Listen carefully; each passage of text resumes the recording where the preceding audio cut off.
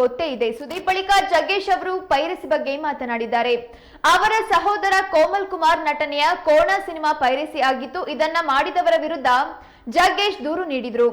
ಈಗ ನಂದಿನಿ ಲೇಔಟ್ ಪೊಲೀಸರು ಪೈರಸಿ ಮಾಡುತ್ತಿದ್ದ ಓರ್ವನನ್ನ ಬಂಧಿಸಿದ್ದಾರೆ.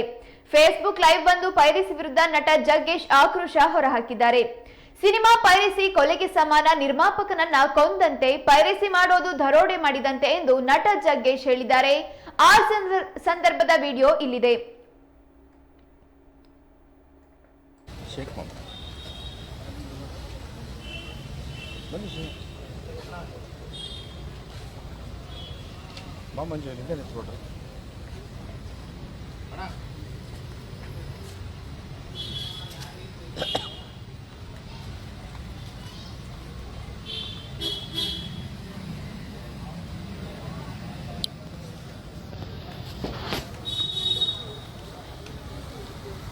ಆತ್ಮೀಯ ಕನ್ನಡದ ಬಂಧುಗಳಿಗೆ ನಮಸ್ಕಾರ. ನಾನು ಹಿಂದೆ ರಾಜ್ಯಸಭೆಯಲ್ಲಿ ನಮ್ಮ ಕನ್ನಡ ಚಿತ್ರರಂಗಕ್ಕೆ ಆಗ್ತಾ ಇದ್ದಂಥ ಅನ್ಯಾಯಗಳ ಬಗ್ಗೆ ಅಲ್ಲಿ ಪ್ರಶ್ನೆಯನ್ನು ಮಾಡಿದ್ದೆ. ನನ್ನ ಒಂದು ಕಾಳಜಿ ನನ್ನ ಒಬ್ಬನ ಬಗ್ಗೆ ಅಲ್ಲ, ನನ್ನ ಕಾಳಜಿ ಉದ್ಯಮದ ಬಗ್ಗೆ. ಇವತ್ತು ಕನ್ನಡ ಚಲನಚಿತ್ರರಂಗದಲ್ಲಿ ಒಂದು ಸಿನಿಮಾ ಇವತ್ತು ರಿಲೀಸ್ ಆಯಿತು ಅಂದರೆ ಇಮಿಡಿಯೇಟ್ ಒಂದು ಶೋ ಮುಗಿತಾ ಇದ್ದಂಗೆ ಆ ಚಿತ್ರ ಇವತ್ತು ಆನ್ಲೈನಲ್ಲಿ ಬಿಡುಗಡೆ ಮಾಡ್ತಿದ್ದಾರೆ. ಹೇಗೆ ಆಗ್ತಿದೆ ಗೊತ್ತಿಲ್ಲ, ಎಲ್ಲರೂ ಡೌನ್ಲೋಡ್ ಮಾಡ್ತಿದ್ದಾರೆ, ನೋಡ್ತಾ ಇದ್ದಾರೆ. ಎರಡು ವಿಷಯನ ನಿಮಗೆ ಹೇಳ್ತೀನಿ.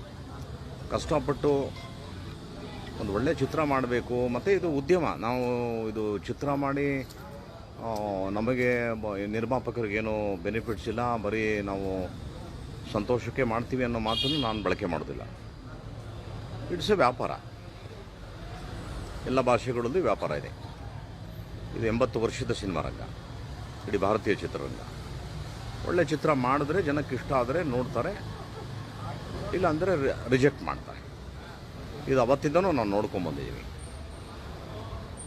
ಆದರೆ ಈಗ ನಿಮಗೆ ಪಿಕ್ಚರ್ ರಿಲೀಸ್ ಆಗಿದ ತಕ್ಷಣವೇ ಮಾರ್ನಿಂಗ್ ಶೋ ಆದಮೇಲೆ ನಿಮಗೆ ಬಿಟ್ವೀನ್ 2 ಗಂಟೆಯಿಂದ 4 ಗಂಟೆ ಒಳಗಡೆ ಇಡೀ ರಾಜ್ಯದಲ್ಲಿ ನಿಮಗೆ ಎಲ್ಲ ಮೊಬೈಲಲ್ಲೂ ಫಿಲಮ್ ಬರ್ತದೆ ಅಂದರೆ ಥಿಯೇಟ್ರಿಗೆ ಯಾರೂ ಬರೋದಿಲ್ಲ. ಯಾಕಂದರೆ ನಮ್ಮ ಕೈನಲ್ಲೇ ಮೊಬೈಲಲ್ಲೇ ನಾವು ನೋಡ್ಕೋತೀವಿ ಅನ್ನೋ ಸಿಸ್ಟಮ್ ಇದೆ. ನೋಡೋರ್ಗೆ ಅನ್ನಿಸ್ಬೋದು ನಮ್ಮ ಮೊಬೈಲಲ್ಲಿ ಬರ್ತಾಯಿದೆ, ನಾನು ನೋಡ್ತಾ ಇದ್ದೀನಿ. ಆದರೆ ಇದು ಎಂಥ ದೊಡ್ಡ ಕ್ರೈಮ್ ಅಂದರೆ, ಈಗ ಸಾಮಾನ್ಯವಾಗಿ ಒಂದು ಸಣ್ಣ ಕಳ್ತನ ಯಾರಾದರೂ ಮಾಡಿದ್ರು ಅಂದರೆ ಅವನಿಗೆ IPC ಸೆಕ್ಷನ್ನು, ಯಾವುದೋ ಒಂದು ಕಾನೂನು, ಅವನಿಗೊಂದು ಜೈಲು ಅಂತ ಇರುತ್ತೆ. ಒಂದು ಆಕ್ಸಿಡೆಂಟ್ ಆದರೆ ಒಂದು ಕೇಸ್ ಇರುತ್ತೆ, ಒಂದು ಬ್ಯಾಂಕ್ ದರೋಡೆಗೆ ಒಂದು ಕೇಸ್ ಇರುತ್ತೆ, ಕೊಲೆಗೆ ಒಂದು ಕೇಸ್ ಇರುತ್ತೆ.